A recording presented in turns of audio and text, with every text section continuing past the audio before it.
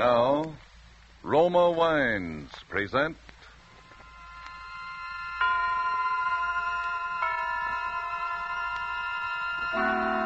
Suspense.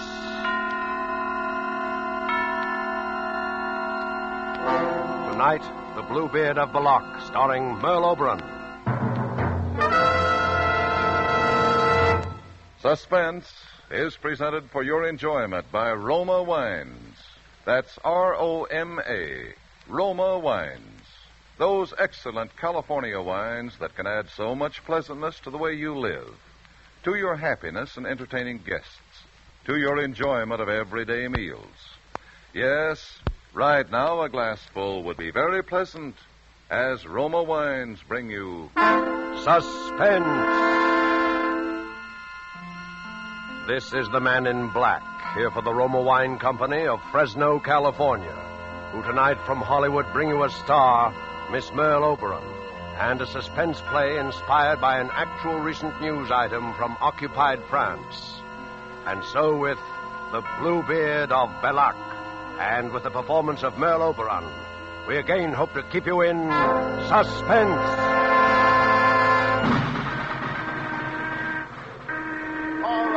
All right, get back there. Stay back there. Back of the wall. All of you, come on. This time. One. They found most of him. A man? It was a soldier, a German. I thought it was an officer. Stay back. Back there, all of you. But they're still digging? Yes, what officer was it, did they say? They think it was Captain Mueller. You know, the doctor. They think. They don't know. They're looking for his head.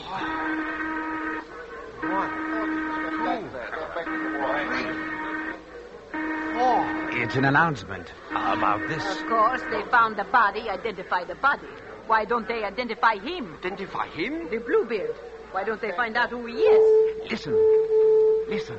Achtung, Achtung, villagers of Bellac, Saint-Jean, Bralagnon, Fumé, Achtung. This morning's victim of the Bluebeard of Bellac is identified as Captain Franz Müller, medical officer attached to the staff of Colonel Strelitz. They'll catch him now. And for the first time, the Bluebird himself has been seen, and a description has been provided. He is described as being of medium height, broad-shouldered, heavy-set. Monsieur, His Monsieur, hair please. is dark brown to Yes? black. When seen, I must he speak wore with a Colonel grey Strelitz. suit Is with he here? I have information. Information about what? About the Bluebeard. Is the Colonel here? He's in the staff car, over there. Please take me to him. I must see him. And who are you? Cécile Combray, Madame Combray. I live on the road to Flomé, just outside the village. Well, all right, come along, madame. Is that the Colonel sitting in the back of the car? Yes, wait here. I'll see. Oberst Strelitz, Corporal Brecht. Corporal. Herr Oberst, das ist eine Frau vom Dorf hier. Eine Madame Combray. Sie hat angeblich Informationen über den Blaubart. Naja, wahrscheinlich hier so ein hysterisches Frauenzimmer, Herr Oberst. Was können wir noch machen? Das ist eine Möglichkeit. Wo ist sie? Dort drüben, Herr Oberst. Ich habe ihr gesagt, sie soll warten. In Ordnung. Soll herkommen. Jawohl, Herr Oberst. The colonel will see you, madam. Oh, thank you. Das ist Madame Combray, Herr Oberst. Madame, this is my aide, Lieutenant Kreutzer. It was kind of you to let me speak with you, monsieur. Kind, naturally, madame. When we were told you have information about the Bluebird. Yes, I have. We can't overlook anything. Now that he's killed one of my own officers. I know. And I am next. So? The Bluebeard is going to kill me. He's going to kill me tonight unless you help me. Unless you come home with me and stop him. This is your information? Yes. Why, every woman in Bellac believes she's next on the Bluebeard's list. But I know. Madame, the Colonel's time is valuable. We thought you had real information. You don't expect us simply because you hysterically believe... No, that please. I know, Colonel Strelitz. How can you know? Because, monsieur. Because the Bluebeard is my husband. Why? Your husband? Dr. Pierre Combray. Yes. He's the man you're looking for. I've known it for a long time. He is the Bluebeard.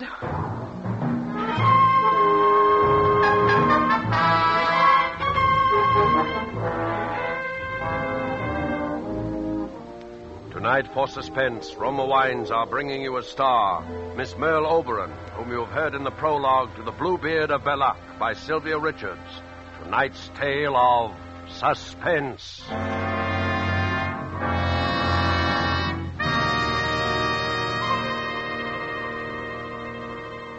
In many foreign lands, wherever wine connoisseurs gather, they enthusiastically praise the distinguished character of Roma wines. Such praise of Roma wines in foreign lands can only mean that they are truly magnificent in quality. Roma wine's excellence is due to a unique combination of California's perfect soil and climate, from whence come the choice Roma wine grapes, plus age-old winemaking skill and modern knowledge. These combine to make Roma constant in quality, uniformly fine, unexcelled in value. Tomorrow, discover for yourself the delightful Roma taste and goodness, enjoyed by more Americans than any other wine. Simply serve as an appetizer before dinner a cool glass of golden, nut-like Roma California sherry. Then on the table, place a bottle of cool, hearty Roma Burgundy.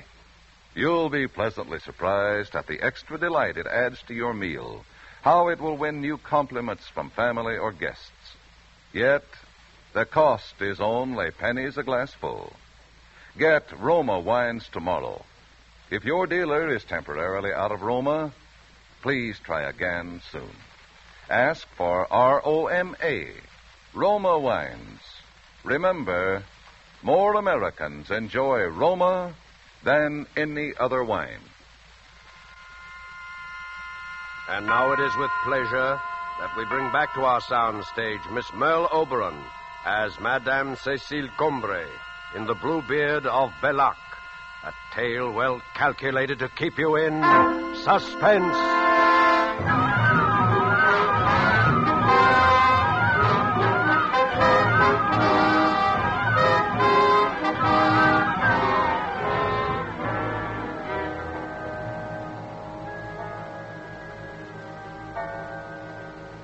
11 o'clock. He'll be here in an hour. And if you would not come here with me... You have nothing to fear, madame. The house is well guarded. But won't the guards frighten him away? Their instructions are to let him through. They will come in only when we have him trapped. And we are armed. Yes, and he does not carry a gun. You know he uses a knife. Madame Combray, why didn't you come to us before if you knew your husband was a Bluebeard? First, I wasn't sure.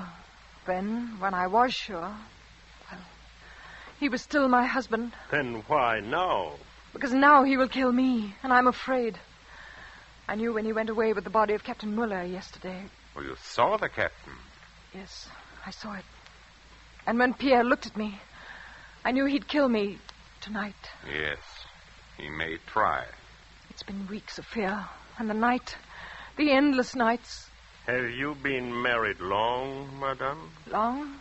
No, less than a year. You aren't French, are you? No, I'm English. I spent a summer in Flomé about 4 years ago, and I liked it, so I stayed. I taught English in the village school there. And Dr. Combray? About a year ago, there was an epidemic in Flomé, and he, Pierre, came there to help.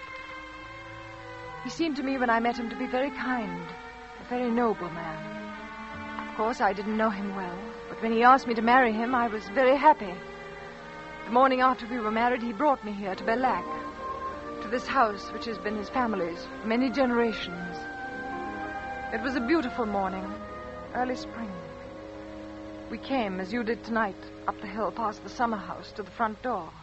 Well, here it is, Madame Combray. Come, I'll carry you over the threshold. Oh, careful, Pierre. Don't drop me. No chance of that. Now, this is the hall. Shall I carry you on from room to room? Oh, Pierre, no. Put me down. Very well. Come this way.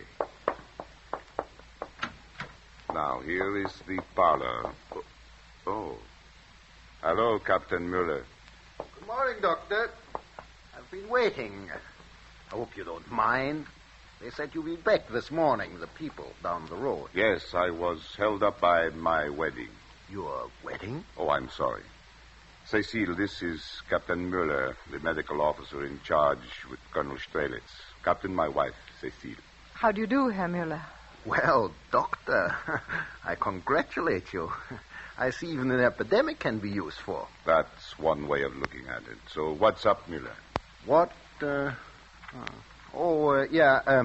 wanted you to come in tomorrow to help with the vaccinations. About 150 are going out and we need help. The last lot carried typhoid. I'll be glad to have what time?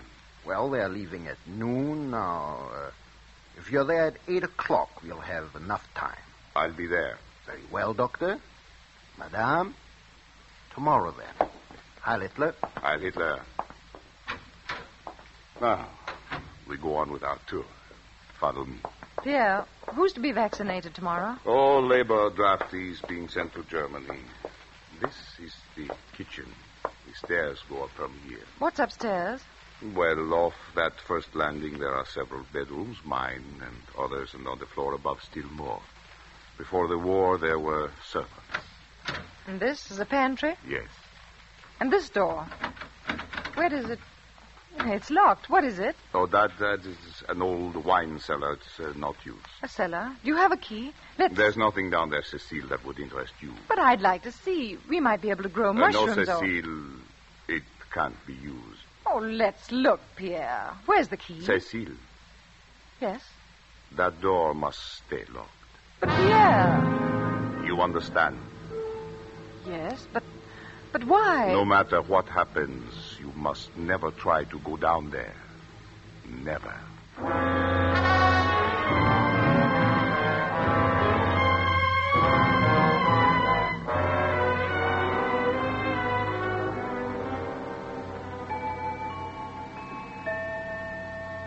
You see, monsieur, it was a small thing. Just a room I must not enter. He told me the room was used for his experiments, and I believed him. I was in love. But there were other things, and they added up to fear. Just the taste of fear. A shadow so light, I didn't know it was there. There was first of all the gossip I heard in the village when I went to market. Good morning, Madame Combray. You're late today. Pierre worked late last night. Is there any milk, Madame Beauchet? I can let you have a pint. Oh, well, if that's all. Does the doctor work often at night? Quite often, in his laboratory. No, I could not bear a man who pottered around after dark. But it's his profession. Maybe, but I would not sleep a wink. Not with this Bluebeard about. No, I like a man who is steady, so I know what he's up to. Oh, how can you bear to live in that big, depressing house? Oh, but I love it. Well, you're young. I suppose it's romantic to you. It's no place for a woman to be alone. You know the first Madame Combray? She died there. Yes, Pierre told me. But I know he did everything he could. Oh, yeah? It was very sudden. Typhoid can be very sudden. Yes, the certificate said typhoid. That's why her coffin was sealed. Oh. Jean! Jean, what is it?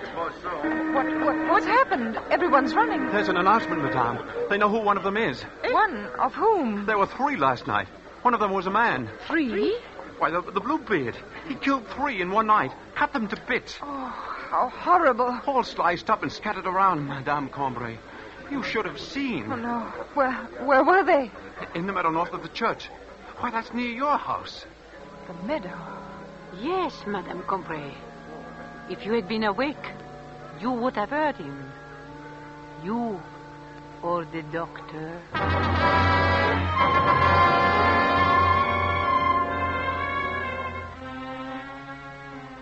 Yes, if I'd been awake, I would have heard.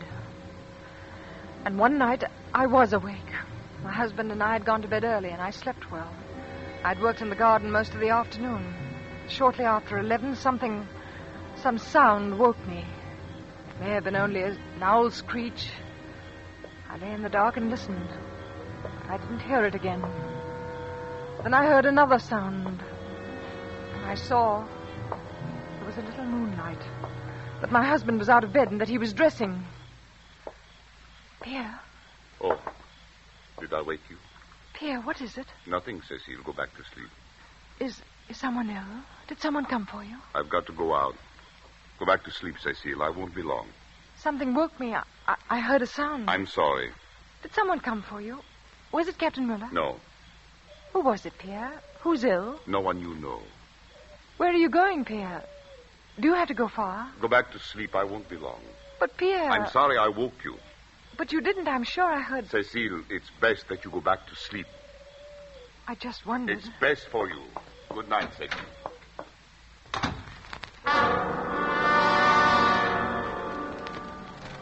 He went away, Colonel Strelitz, and I lay there in my bed, frigid, listening to his steps down the dark stairs into this kitchen.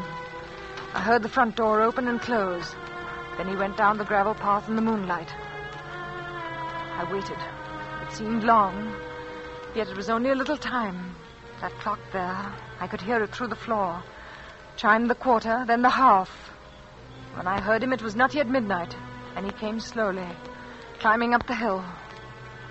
I slipped out of bed and went down the stairs to the landing there, from where I could watch him come into the kitchen. But when he came into the kitchen, I could not speak, for he was not alone. Over his shoulders he carried a body. A man, I think.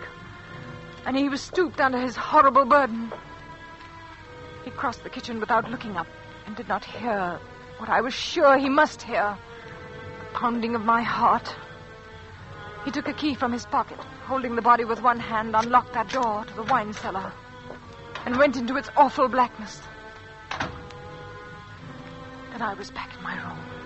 I don't remember how I got there, cold and shaking in my bed. When I heard... Oh, monsieur, it was pitiful. I heard rising from the depths of the house, from where he had gone, the scream of a man in fearful agony.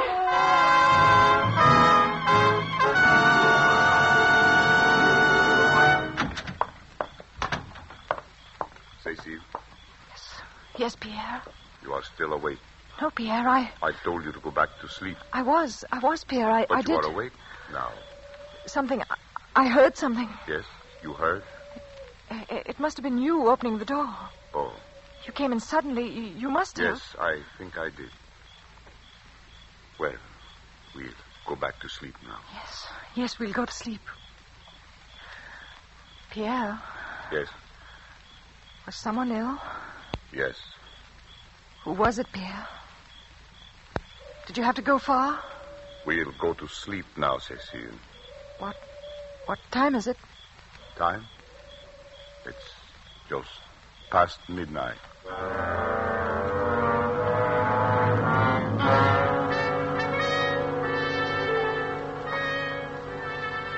Midnight was usually the hour, his hour. He always came back soon after. And the following day, there were always the announcements on the loudspeakers in the village. Bodies. Pieces of bodies. There was the day when your men found Odette. It was so horrible for me because she was so beautiful and still only a child. You remember, the body was yet warm. So the whistles were blown, calling all the village to the church square. Because the Bluebeard might still carry his knife or have blood on him. Or he might not get there and be known because he was missing. I was in the village and I ran to the square with the mayor. And we stood in line with the others. Everyone was there. Everyone. Except Pierre. What terror I felt, monsieur, when you began to call the names. Félix Armand? Here. Paul Arden? Here. Yvette Barthélemy? Madame Combray, are you ill? It's just the sun. It's so warm, yet I feel chill. You're very pale. Here? Why, I don't see Pierre. Here.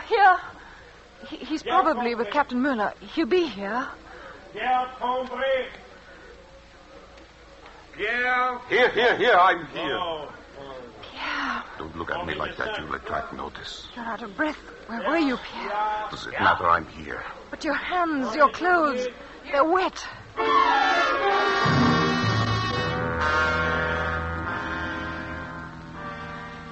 So you see, I still did not know.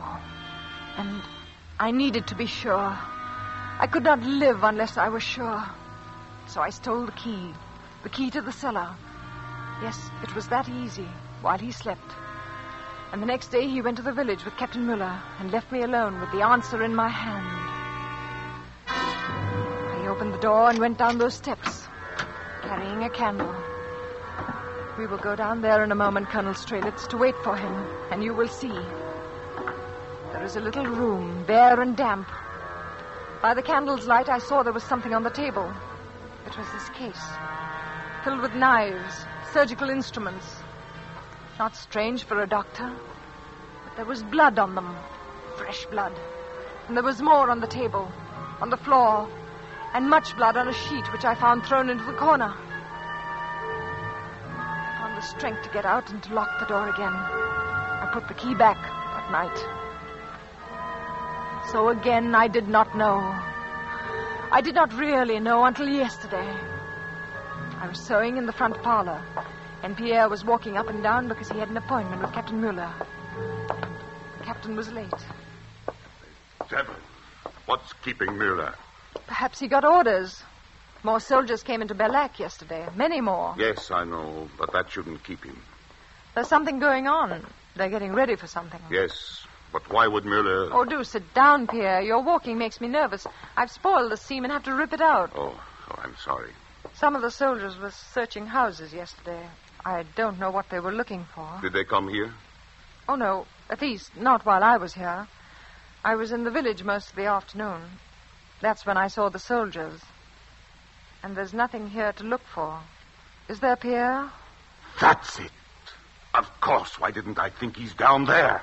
Pierre, where are you going? I'm going down to this cellar, Cecile. I have work. Pierre, no. Not the captain. Yes, the captain and Cecile. I don't want her to be disturbed.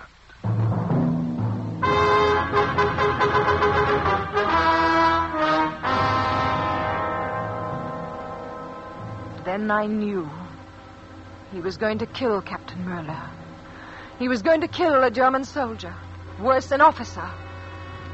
I knew then, Colonel Strelitz, that if he would go that far, he was no longer a man I could even attempt to reason with. His insane urge to kill might turn on anyone, even me.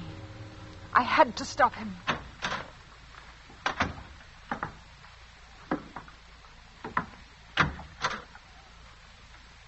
Oh! Cecile! Cecile, what are you doing? I told you not to come down here. You killed him. Cecile, now I'll have to...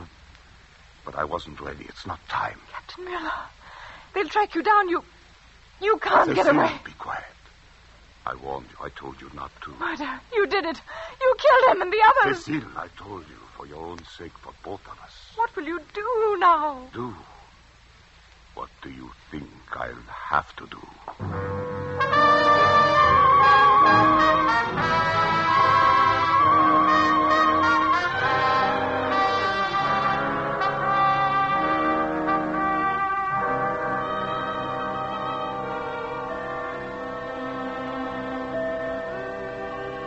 And now, you know, too. And in a few minutes, he'll come. And then it will be over. It's almost midnight. Well, it's a remarkable story, madame. So he made no attempt to harm you last night? No, Colonel Strelitz. It wasn't time. Not time? He kills only when he feels the need. And he'd already killed one, so the need was gone. And it was daylight. He left then? Yes. I haven't seen him since. He looked at me. It was a terrible look, and he went. And I knew by the look that I would be next. Tonight. And Captain Muller? He took the captain's body with him. Come. We must go down to the cellar now, before midnight. Very well. Lieutenant, will you bring the lamp?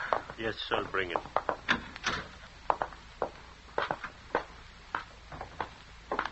You see, it's unlocked as he left it.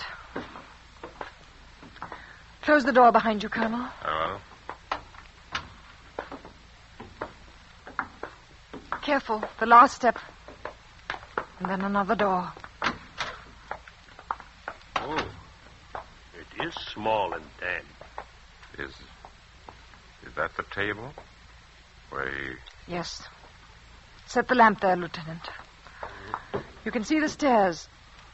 They are quite dry by now. I see.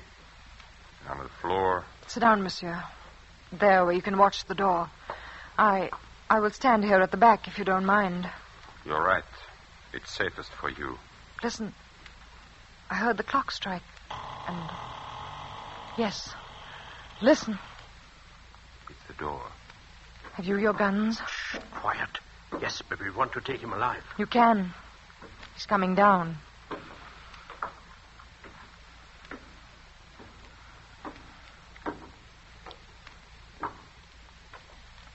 Cecile, are you there? Put your hands up, Dr. Cambrai. Ah, visitors. Well done, Cecile. Scarcely visitors, Doctor. Bit more unpleasant for you. Now, if you will... Put your hands up, Colonel Strelitz. You too, Lieutenant. Oh, Madame Cambrai. Yes, I too had a gun. But your husband, he's the Bluebeard? I'll take your gun, Colonel, and yours. No, Colonel, I am no Bluebeard, as you knew very well. It was clever of you to plant the mutilated bodies of your victims to drive me into the open. To create this legend of a Bluebeard to make the people of Bellac suspect all men who work at night as I do. To make the village distrust me, their leader. But, Madame Cambrai, you saw Captain Muller, saw his body. The captain, yes. Pierre killed Captain Muller. He was his one victim. Because the captain was suspicious and pried a little too far into this room. Pierre had to kill him because he saw our radio station behind that wall. Open it, Pierre, and let the colonel see. You see, the wall opens easily, and behind it the nerve center for Bellac, for our underground army. Army? Sneaks and cowards who set their women to lying. I lied? What else? You said that he carried in a body, that there was a scream in the night, that there was a body. All true, Colonel. Yes, I carried home a man wounded by your soldiers, and I removed the bullet without anesthesia, for we French have no such luxuries. So the blood of that patriot is mixed on the table with that of the late Captain Muller. Don't you know it's hopeless for you? Hopeless? Colonel, surely you know there are armies in France. Americans, English, and our underground army which surrounds you. But this house is surrounded by my men. It was, you mean, Colonel? Yes. Are you still there, Mr. Porter? Porter? Yeah, what do you say, Doc? Everything quiet? As quiet as a tomb, Doc. How are things down there? Who's that? We have what you call a couple of rats, Mr. Porter. Then we are finished. Okay. That is Mr. Porter. As you heard, he is an American. An American? Here? He is commanding a large number of parachutists who just an hour ago dropped into our meadow, and who a few minutes ago very quietly killed the guards you mentioned. Killed? My God. Yes, and since you were here in the cellar, unfortunately, you could not hear. But now, Pierre, you have your work to finish. Your work? I have orders from my army to kill you and the lieutenant, to secure this advance for our allies. So with Cecile's help, I set this little trap. Listen to me. You won't... Cecile, do you want to share the honor? No. For France? Yes. Oh! It is an honor.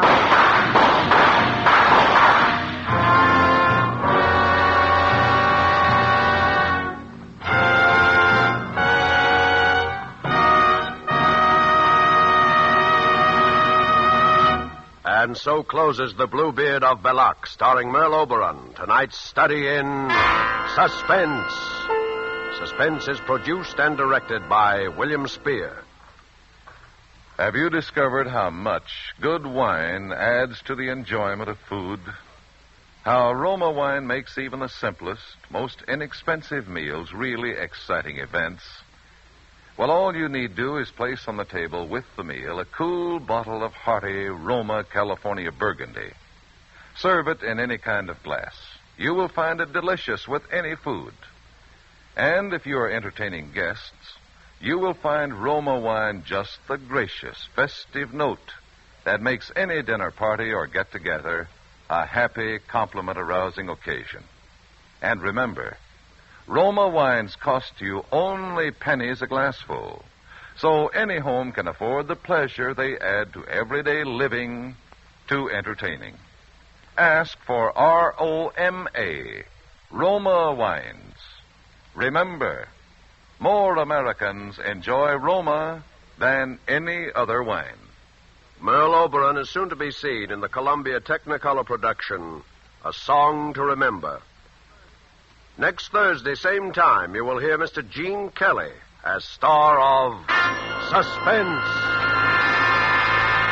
Presented by Roma Wines, ROMA, made in California for enjoyment throughout the world.